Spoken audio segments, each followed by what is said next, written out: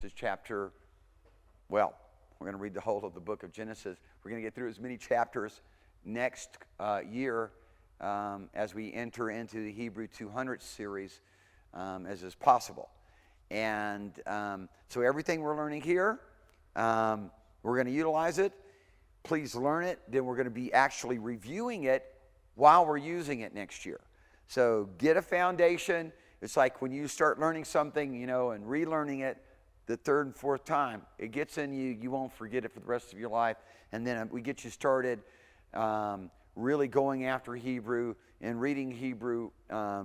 Then over your lifetime, you're going to get really good at this, so long as you don't stop. So let me get right on into, first and foremost, the vocabulary. And part of it is going to be, like our demonstrative pronouns, which we're going to get into tonight. I just want to make sure that you're able to pronounce these. And many of you should still be doing your transliterations. Some of you may feel comfortable enough not to do transliterations, especially on just these, three-letter roots. But every one of these words, once again, are going to be utilized a lot, some more than others, but most of these are just really more than 500 occurrences in the Bible, used over and over again. So this one is one of those, Shema, and which is to hear. That's a central figure of the Hebrew Bible. The Shema, we classically call the Shema. Hear, O Israel, the Lord your God, the Lord is one. Shema Israel Eloheinu Echad. So it's, Hear, O Israel, the Lord your God. And we would say, Shema Israel Adonai Elohim, the Lord our Eloheinu. Shema Israel Adonai Eloheinu, the Lord your God. Adonai Eloheinu Echad, or is one. Hear, O Israel, the Lord your God, the Lord is one. Or Adonai, yeah. So, it's been a while since I quoted the Shema, but nonetheless, that's it. And then Lachach, to take. Asa, you've already learned that one. I think you've already learned Lachach as well. I'll try to slow down. Asa, to make. I think you've already learned that one. Shalach, I think that's new. To send. Shalach, to send. I think this one's new. Shachach, tough one to pronounce because you got strong, guttural there. Shachach, kind of in on a K. Shachach. You start off shachach, and then go a little bit more shachach. Kind of just leave it a K sound at the end. Shachach, and then go shachach. Just put a k, shachach. Shachach, okay, to forget, to forgive. Salach, this is a word which we say probably doesn't really mean to forgive. It means to pardon, because that word is used with Israel in the wilderness, but you know what? They still died for their sins. So God gave them salach, but it would be a pardon. It was like a temporary pardon because their carcasses still fell in the wilderness. They weren't forgiven to the point of being able to go into Canaan, put it that way. So, but classically we just translate salach, not as a pardon, but to forgive. I think some people do translate it pardon. Then this word I think you've already learned already, kara. Get a little ro to that R, kara, but kara. So kara doesn't sound so good. Kara sounds more elegant. It is actually kara. Okay, kara. Then these pronominal or demonstrative pronouns, ze, pretty easy. Ze for this masculine, feminine, zot. Sometimes you don't know whether the word when you're reading is feminine or masculine. Those two demonstrative pronouns help you sort it out real quick, right? So just remember that. Ze, masculine, zot, feminine, and then the plural is ele. Just a little slight difference between the two S sounds between the sere and the shagol. Ele. Ele. Then the law, I think you've already learned this one. Torah, Torah, and then work, melacha. I think that one's a new one, isn't it? Melacha, pronouncing that first schwa. Say something about the schwa and pronouncing of the schwa. I think that before I've been telling you, and there's some exceptions, that when you have a second schwa, that you pronounce the second schwa. That is not necessarily always the case, and you're going to learn more about the rules with that. Clearly, when you have internal to the word, like if it was on the lamed and the aleph, you would definitely pronounce the second schwa when they're right beside each other, internal to the word, always. I think there's no exceptions there. But if we just had a second schwa here on the aleph, you wouldn't pronounce that because you've just pronounced the first, right? Melah. So it's like this was melah and melacha. If you had a schwa there, you wouldn't go melah and then pronounce sound, okay? You would not pronounce mel. You would pronounce it melah, and you would stop there, right? On the gametz. You wouldn't go melah. Okay? If there was a schwa there, it would be a stop. It would be melah, just like it is here. No schwa necessary. Melacha. And I'll talk more about that. Later on, I'll talk more about the rules of the schwas. It's associated with gutturals, especially. Then, I think you've already had that one, people, and mincha, which we would find over and over and over again when we get to Leviticus. Probably after we do Genesis, we'll do Leviticus. I think that's the next book that we'll do. We won't go to Exodus, Numbers, Deuteronomy. I think we'll just go learn the vocabulary of Leviticus. That will be the third year. So I'm giving you 3 years of assignments right now, okay? Okay, move on up. Let's look at the demonstrative pronouns and in this context and just try to get it like this because it's not really, sometimes they're going to present themselves as adjectives. And then in that point in time, they're called demonstrative adjectives. Here they're called demonstrative pronouns. And the nice thing about the Hebrew language is you don't have to try to remember how to say is or a, the to be's, okay? Just like with using a noun and an adjective or rather a noun and a verb, you don't necessarily even have to have the to be. And sometimes the verb can actually be a sentence.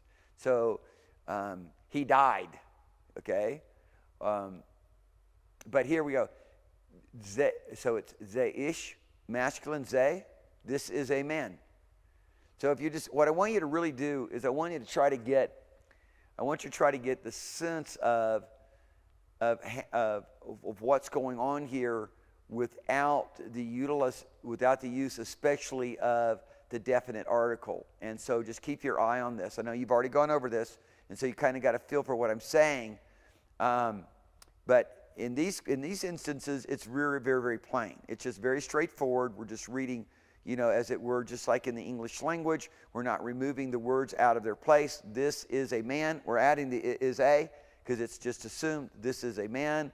This is the man. That's the only difference because you have the definite article. Now what's going to happen is if you're going to see some tricks take place when we have a definite article on both the demonstrative pronoun and the noun.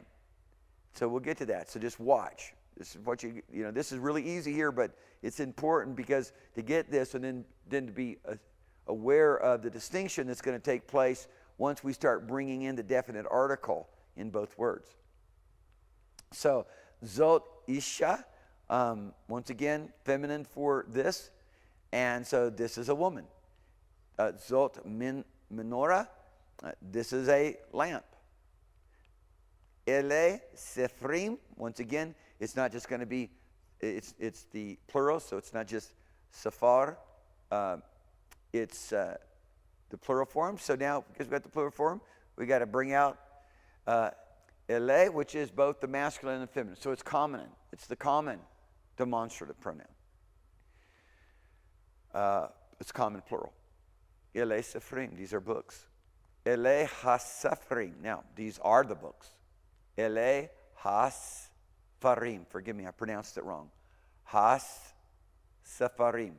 HaSephrim. What? There's a dagish there, right? Dagish forte. What do? You double the sound. So if you're doing your transliteration, what would it be? It would be H-A-S-S, right? Has. So now you got your stop because of the schwa. So it's has, right? And then we got a double sound. So has sefarim. Has sefarim. So ele has sefarim, these are the books. Ele had varim, right? Or hadavarim. It's a dagish, eh? It's a dagish. Dagish forte. Sometimes a dagish linda can be converted into a dagish forte. We'll learn about that later. Dagish forte. So, ele had davarim. Hear the double? So if I did a transliteration, H-A-D-D-V-A-R-E-M. Hadavarim. Okay? These are words, or these are things. These are the words, right? Because of the definite article. Ele hamitzvot. Once again, there's the stop. No dagesh. Mitzvot. If you did your transliteration, right, it would be H-A-M-M-E-Z-T-Z-V-O-T. These are the commandments. What is the ot on there? The holam vav tav. What is that? Well, that's the plural form for what? Right? It's the plural form for mitzvah, command.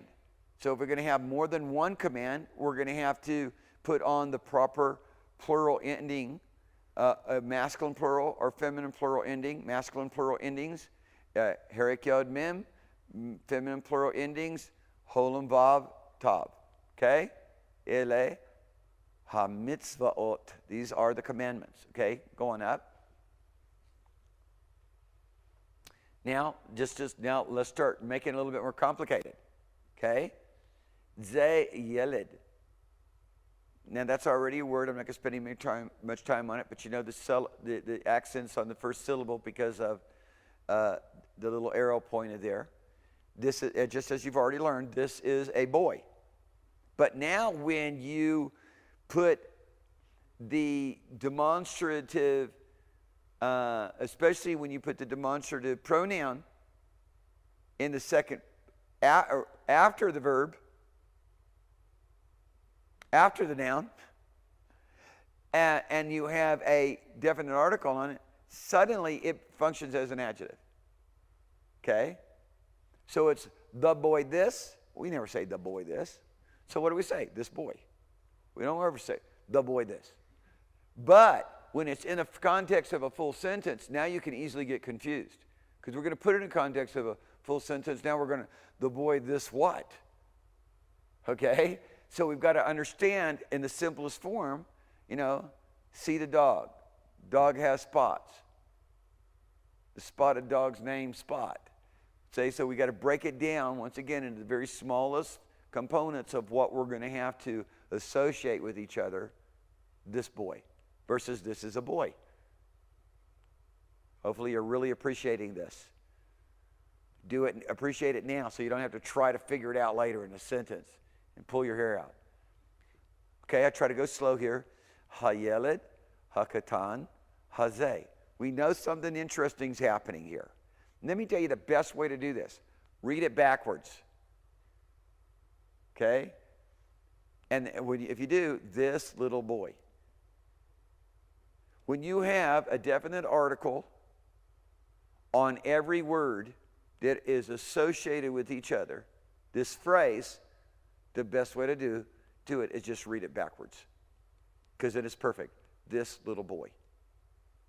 Definite article falls out. this takes the place of it all. It's going to work that way every time, this little boy. Okay, let's watch it again. Zot ha-baracha. We're gonna treat, should we treat this as a dagesh line only or as a dagesh forte? And go ha-baracha. Right now, you can just go ha-baracha, okay? And then we'll talk ha-baracha.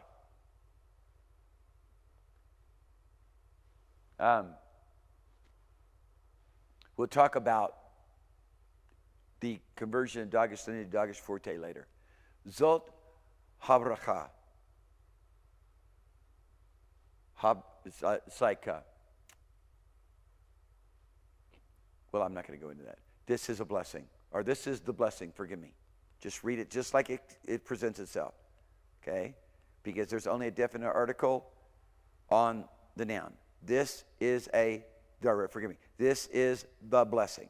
So all you have to do is, when you have the definite articles, it's either going to be the with the definite article or a without the definite article. Hopefully that makes sense. Now, ha-baracha, which people believe abra-cadabra comes from. Abra-cadabra. But pay no attention to that. I don't want to confuse you. Ha-baracha, hazot. Now, read it backwards. This blessing. Try to get that in your thinking. When a definite article is right there on both words, or the phrase, on every word of the phrase, just read it backwards. You got it right. Okay? Ha-bracha, ha-godalah, hazot. Once again, what are we seeing here? We're seeing everything having the same gender. What is our, and zot, if we're reading it, gives it a way that this is feminine gender. Once again, everything has a definite article. All you need to do is read backwards. This great blessing. It worked that way every time. If you were trying to figure it out in a sentence, here we go. Okay, let's try to figure it out. Direct translation. The blessing, the great, the this. Okay, now we got in front of us the blessing, the great, the this. The this what? The this has all got me all confused because I could go the blessing, the great. I could get, the great blessing.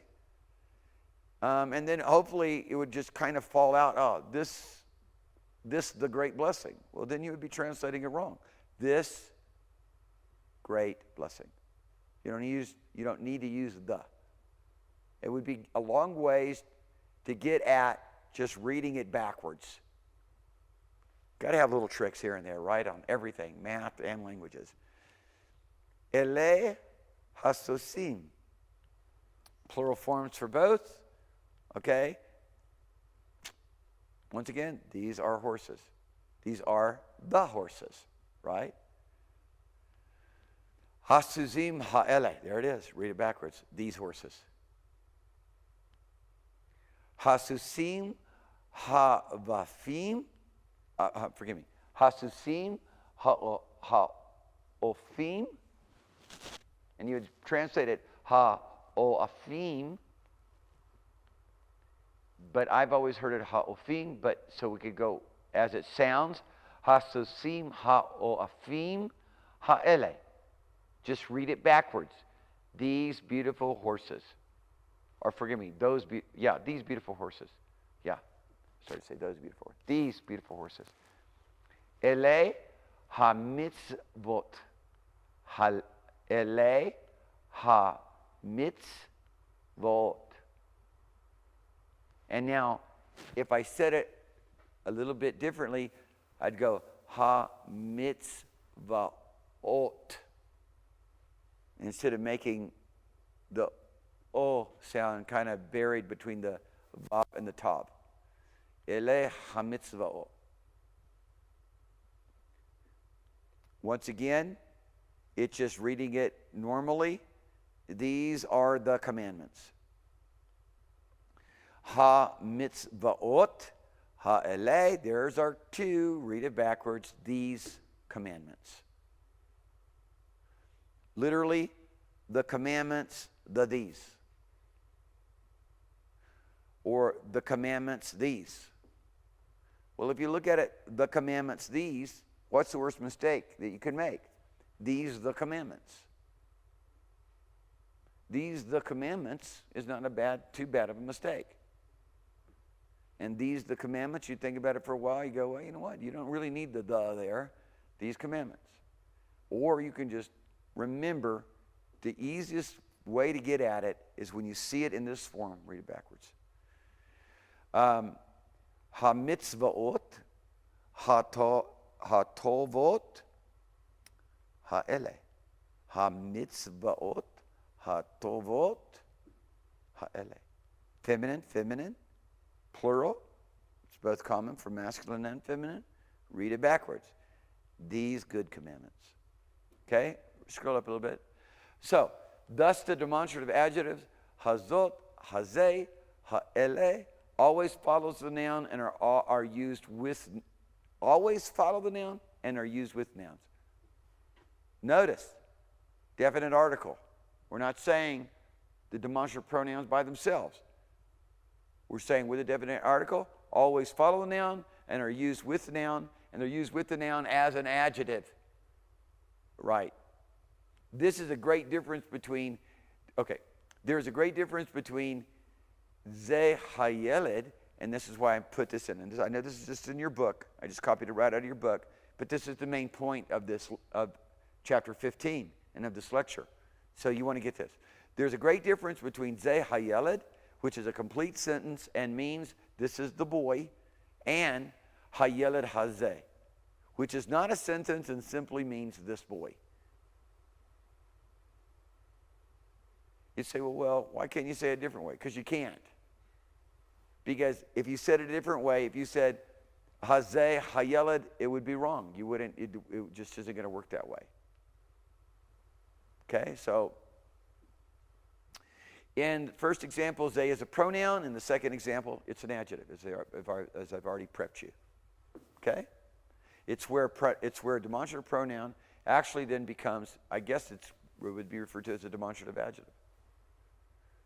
But it functions as an adjective, put it that way. I'm not the greatest at linguistics, so. So then what do we say? If the phrase hayeled hazeh is literally translated, it would be the boy, the this, which I've said over and again now. The boy, and literally it would be, the boy, the this one. Well, what? That would be really confusing. Here, hazeh is an adjective, therefore it takes the article along with the noun, it modifies. Just like dealing with all the other things that you learn, same rules with all the rest of that you learned about nouns and adjectives up to this point. Nothing's changed. It has to have the same gender and it has to have the same number. And the adjective always follows the noun. I think those are basically your three rules. Okay? Note the order of the words when using demonstrative adjectives. The word order in Hebrew is the reverse of that of English. Thus this great book in Hebrew is the book, the great one. This one. HaSefer HaGadol Hazeh. This great book. Instead of the book, the great, this one. Makes it pretty easy. Eh? Okay. So, just go up to the next. I think we're now going to be in our exercises. I want to make sure I went through this with you. Hopefully we can get this together pretty good. HaSefer Hazeh. This book, right? If it was Sefer Hazeh, what would that be? Well, usually you're going to see it, a little bit different than that. You're going to see Ze HaSefer. But HaSefer Hazeh, this book, this book. Ha'isha Hazot. This woman. Not this, the woman. This woman. Right? Hayad hazot. Feminine. This hand. Right? Is that correct? Yeah, it is correct. Should be. Hayeled hazeh. This boy. This lad. And then hasefarim ha'eleh. These books. Plural, right? Following the plural form. If anything's standing out to you, holler out. If you got some questions about it, I'm sure I can hear you from way over there. So let's do it again. Hasefarim. Hasefarim ha'eleh. Hasefarim ha'eleh. These books. Ze habayit, which was what I was going to set up for a year and then realized, well, just not to confuse you, let's look at it down here. Ze habayit. This is the house. Get rid of the definite article and just go ze bayit. This is a house. Pretty simple. Okay. Hasusot. Always remember, and I should have been doing this with you, pull out the three consonant word, sus, then look at your pronouns and your suffixes so that you're always parsing everything out. You should always do that. And I haven't been doing that with you, forgive me. Hasusot, hasusot, hasusot, ha'ele. Once again, just read it backwards. These horses. Or forgive me, these mares. Right? Should be these mares because it's feminine. Right? Not horses. These horses would not be too far off of a translation. More specifically, these mares because it's feminine. Zot ha'isha. Pretty simple again. This, because it's still saying feminine, right? This, the woman. Okay? This is the woman. Okay? This, the woman, is what? Assumed. So we didn't have to say, Zot haya hazot. Zot haya ha'isha. Or isha. Zot haya ha'isha. This, just Zot ha'isha. This is the woman. Ha'isha. Isha. Isha. Ha'isha. Okay, Zot ha'isha. Hasefarim. Go a little slower. Hasefarim. Hasefarim ha'eleh. Read it backwards. These books. Okay? Now let's go on up here and try to make it a little bit harder. What else do we have? Well, I left off the last one. But we're getting through this pretty quick. I should have brought more things. Well, how much time do I have? 17 minutes. We might finish a little early tonight. Okay. Anachnu. We know that is common plural. And so we've got we to start off with. And then when we look here at roch with a schwa, roch vim. The first thing let's do is this. Let's pull out the three consonant root and see if we can recognize it. It's resh, it's chaf, and it's vav. So it's rachav. Because usually you just add, as I've said before, gametz, or gametz pata, usually. Sometimes a pata, but usually a gametz pata. So it just, the two A sounds under the first two consonants, rachav. Rachav is to ride. Okay? Then what do we have here when we put in the holam vav? We've made it a what? A participle. Okay? So it's remember last time we talked about how to make a word fit in the present tense. And we call it the kind of present tense. Okay? Because the past tense really isn't a past. It's a completed action. And the future tense isn't really future, right? It's an unfinished action. Okay? And the present tense isn't really present tense, it's an ongoing action. And that's what makes it unique. And the Greek has similarities to that. It's just a little bit more confusing with a whole lot more kinds of present and future and past. So 2 hands for beginners. We're not going to start Greek till next year. So you're going to start, and I'm still thinking about that. I've been challenged on that. I've been asked to wait and start Greek the 3rd year, so you can really get Hebrew down and then start Greek. And so I think that's what we might do, because everybody's, and some people aren't taking Hebrew, and as time goes on, we'll have all of these taped, and so then people at first year can decide, well, I'm going to take Hebrew. And I was going to say, I'm going to take Greek. And then later on, we'll actually have a Hebrew teacher and a Greek teacher, so you can start first year with Hebrew or with Greek. So, anaknu, we know that's we. And now we've got a plural form on this and it looks masculine, right? It looks masculine. This was common for masculine and feminine, so we didn't get any clues there. But now we've got this rachav, and we've got a masculine ending with a herik yod mem. And now we've got al-hasus, okay, and hazeh, and we've now got another indication that we got masculine. And so, because this is kind of like in the keeping with, this lecture, we can say, well, we know this horse, upon this horse, okay, so it looks like we went riding upon this horse. Is that what it says? Oh, you don't have the key? We went riding upon this horse. Let me see if I can find that. We went riding upon this horse. Because there may be another way to translate this. I just want to make sure that I'm not confusing anybody. Yeah. I said we went riding upon this horse. Halach is not there. I don't know why I said we went riding upon this horse. We are riding upon this horse, right? We are,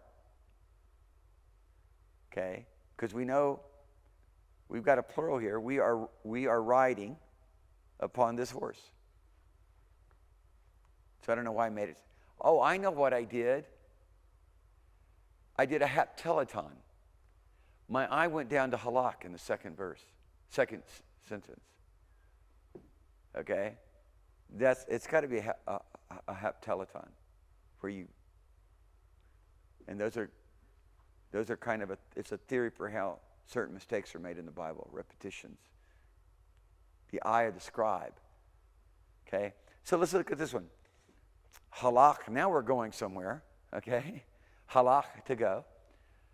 Hakelev, we break that out, so it's easy break out right there, because all we have is a prefix, which is the definite article.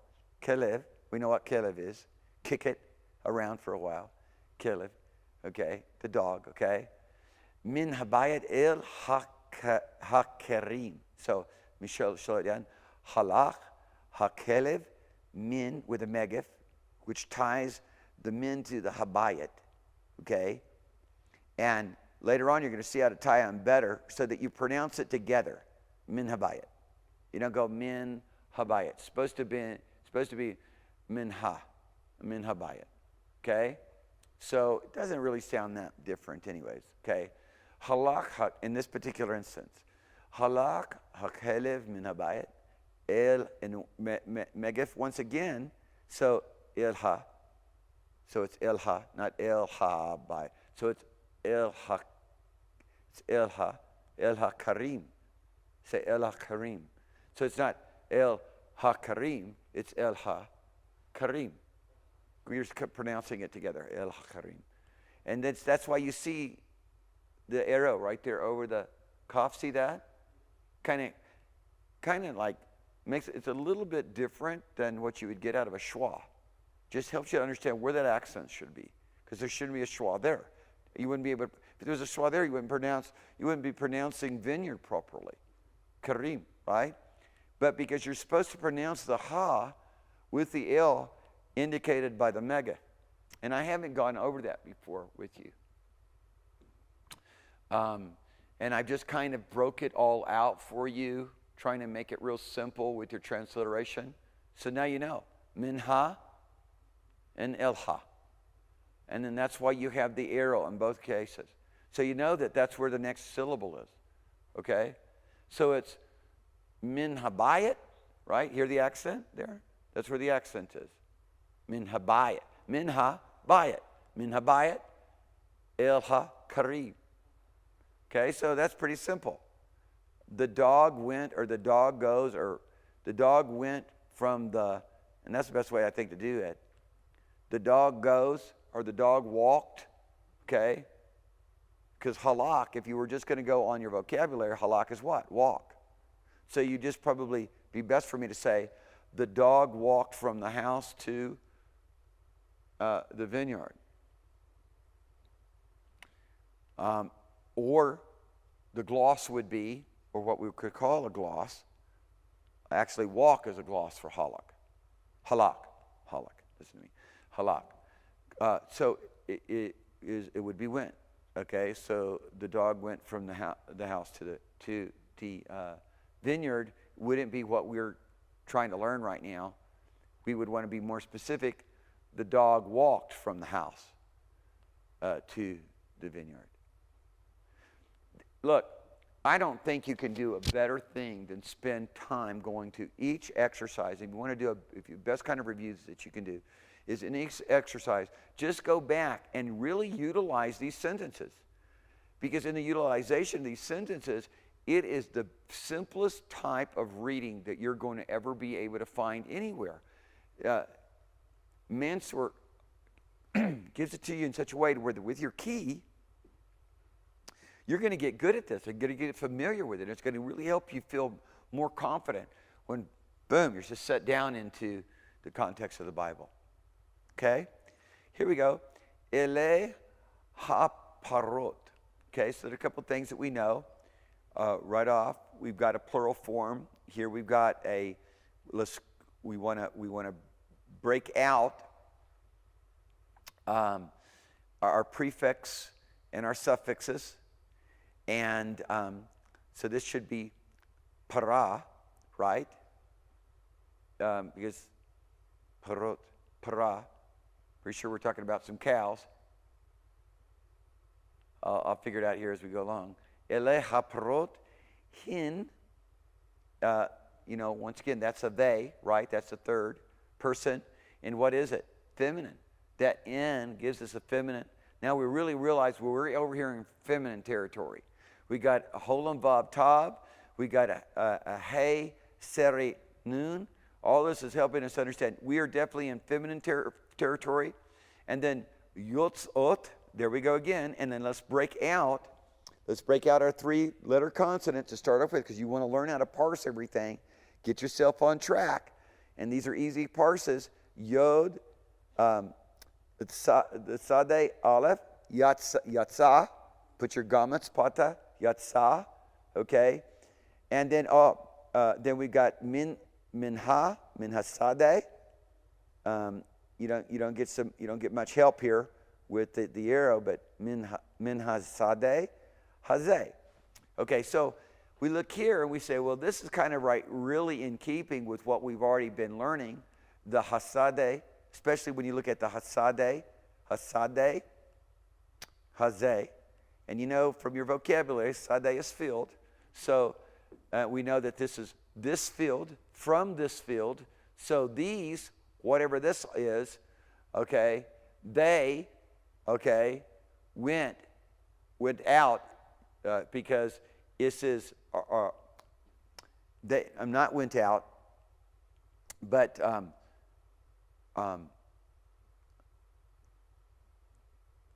because it's a participle of present tense, yotzot, okay, it's in the present tense, right? As a participle. So yatsa is to go out, right? So now they're going out, right? So this is how we're going to break it down. They are going out from the field. What's going out from the field? These what are going out from the field. And so the best way to start off with is just don't try to just launch into it. Go through, collect all the clues that you got, If you then need to look something up because you can't remember, what on earth is that word, para? I think it's cows. These cows, or see, how would we best say this?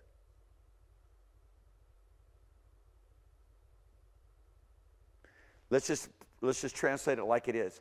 These cows, they are going out from this field.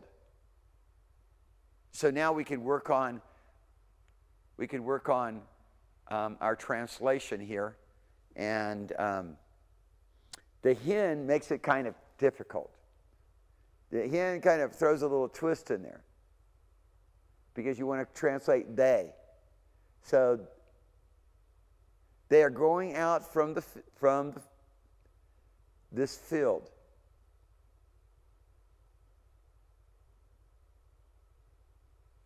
And I know there's a little trick there, and I'm not getting it right now, so I'm going to go.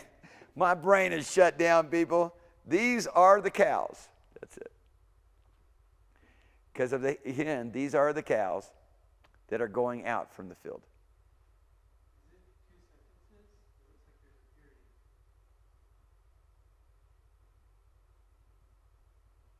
These are the cows, they are going out from the field. I like that.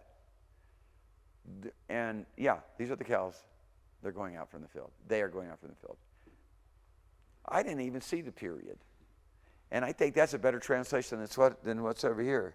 No, they got a period there too, okay. That's what threw me.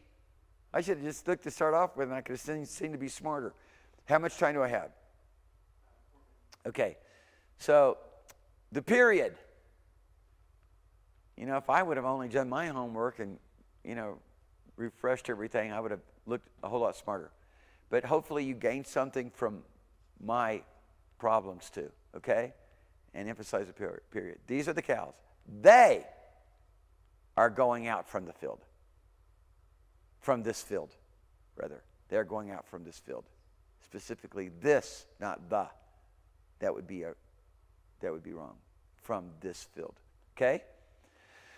Now, sentence number 4, here we got Rachav, and we have this feminine suffix, so it's Rachva, okay? Rachva ha'ish hazot al hasus hagadol hazeh. So we'll just slow down a little bit, try to parse everything out. To start off with, we got this phrase that we clearly see as feminine. Very important, okay? It's a ha'isha. We have a feminine ending here of a gametz hay on rachav. So rachva, the here because the syllable, the accent got moved. Rachva, ha'isha, and we'll talk more about that later. Hazot. So we know that all together is feminine. Feminine form for this. Then over here we look and we see that, wait a minute, it's not carrying out as feminine over here, is it? Al hasus hagadol hazeh. Okay, so now we got a masculine, and we're looking at hagadol hazeh, hasus hagadol hazeh. We're going to read that backwards, right? We're going to go, this great horse, upon this great horse. Okay, racha, we actually already got that before up here, but it was as a present tense. Now we've got rakva as a past tense. So the woman rode this, and now we got to go back here because it's hazot ha-isha, this woman, right? So this woman rode upon this great horse. Does that make sense? I don't think I stumbled there. I got that one. Okay, love all of you. I hope I made some kind of sense to you. I don't know if I made sense to myself. Please pray for me. I need rest. Love all of you. See you next time.